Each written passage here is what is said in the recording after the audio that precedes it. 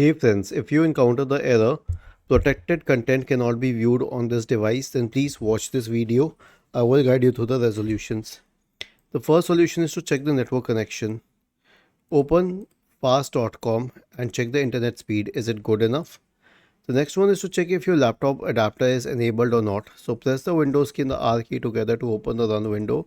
Type the command ncpa.cpl and hit enter. This will open the network connections window. Right click on the active network connection and check if it's enabled, and if it is not enabled, then enable it. The next one is to disable your firewall temporarily.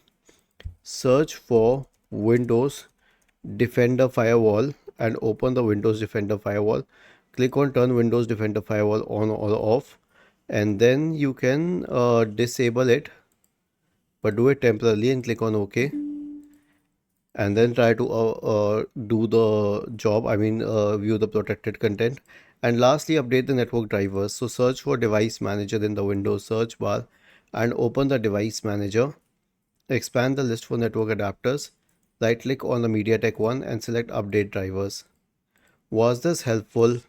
If yes, then please subscribe to the channel. If not, then let us know in the comment section of the video on how we could help you further. Thank you for watching this video and have a nice day.